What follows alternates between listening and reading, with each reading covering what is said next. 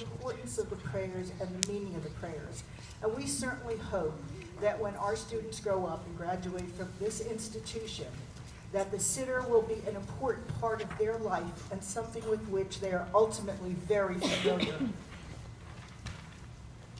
Many people seem to have a favorite siddur. It changes. Different times in your life, you get connected to different siddurim. I have a siddur that's with me all the time.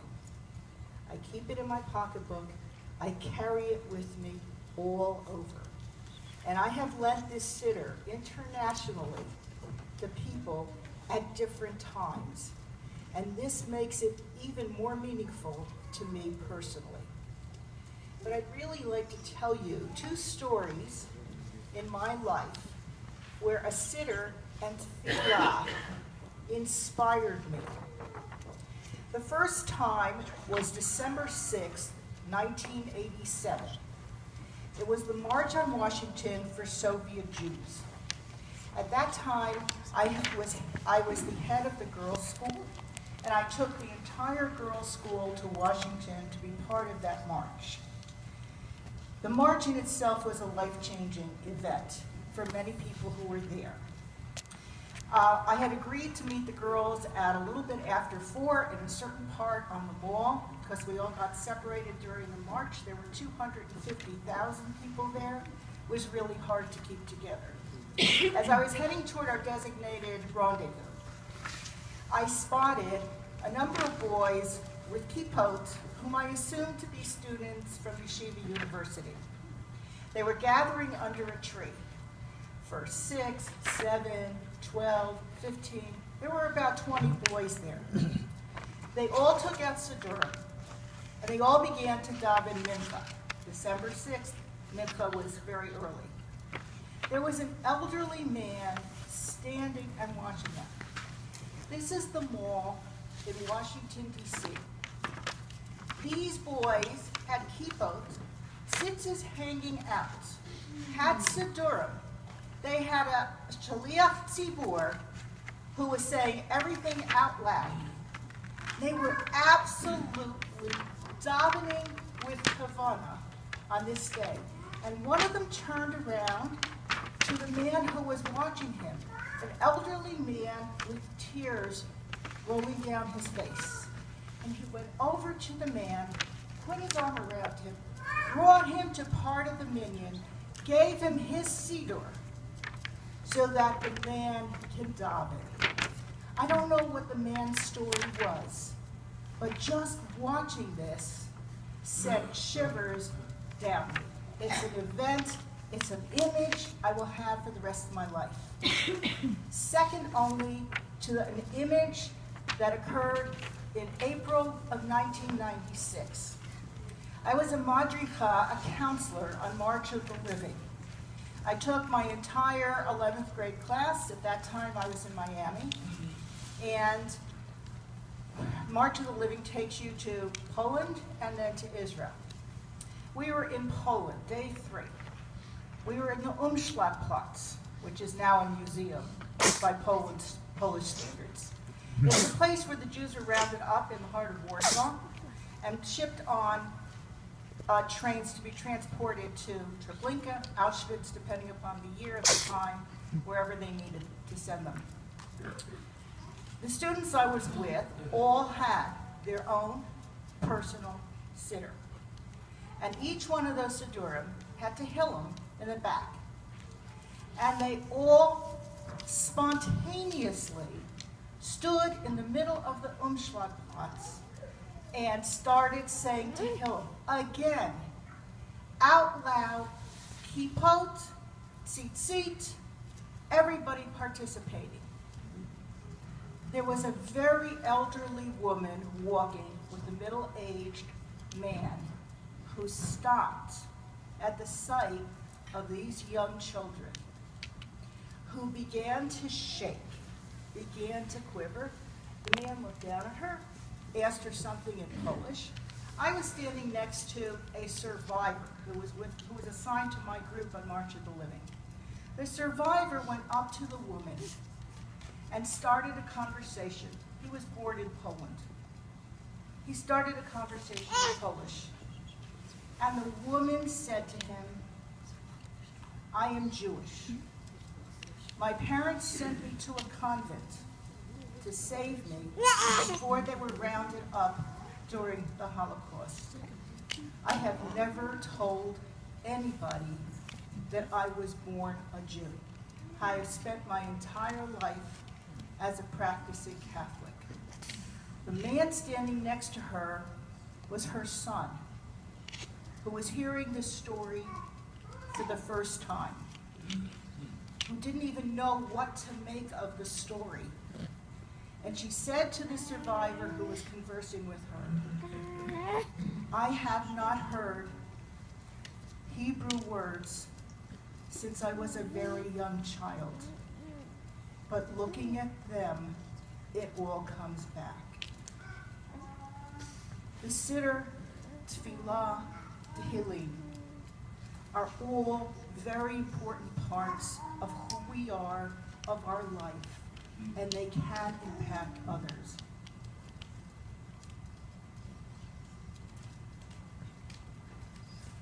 All of us should watch carefully the glow of excitement and anticipation when our first graders receive their siddurim. And we should remember that we too should carry with us that glow of excitement to ignite our own personal connection to prayer and to Hashem. Thank you.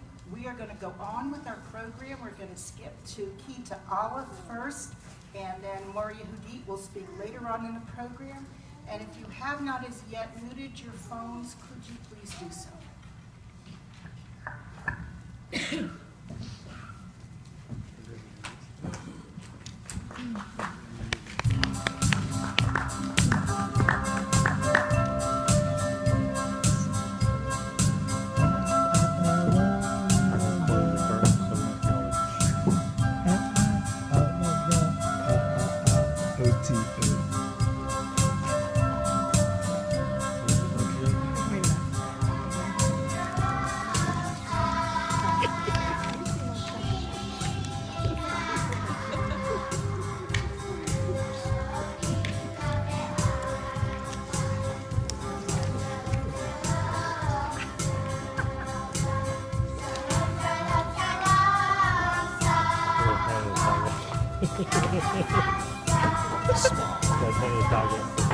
What's up, people?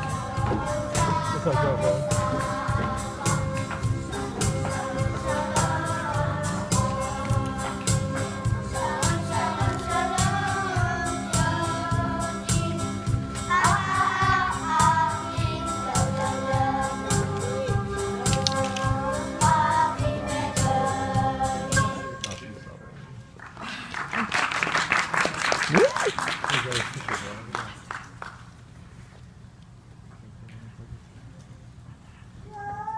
Shalom uboker tov. Bruchim haba'im lechagigat hasiddur shalana. Good morning, dear parents and grandparents. Good morning, dear guests. Welcome to our Seder presentation. We are very excited for getting our own Seder today.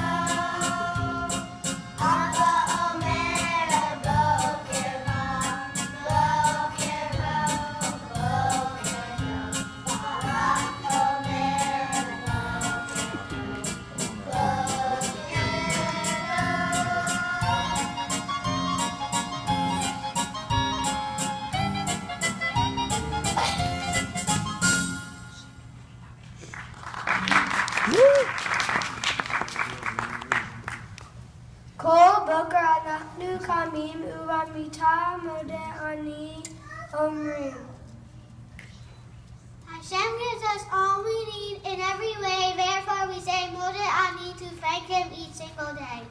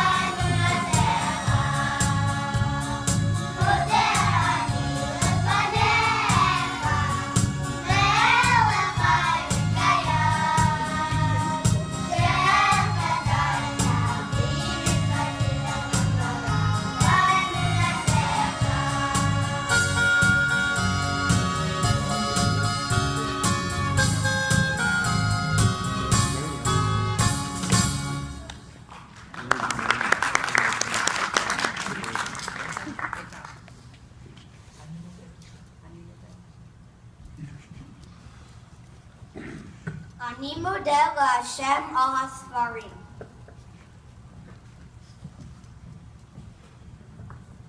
Ani modeh LaHashem al hakelev sheli. Ani modeh LaHashem al harim. Ani modeh LaHashem al kadur salve be'ayman.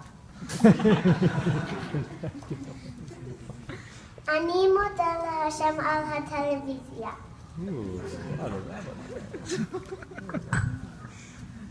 Ani modeh LaHashem al chayim sheli.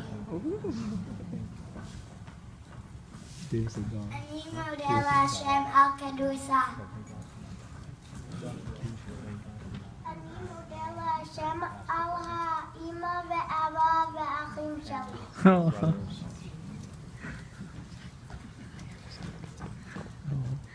Ani modeh LaHashem al hamishpacha.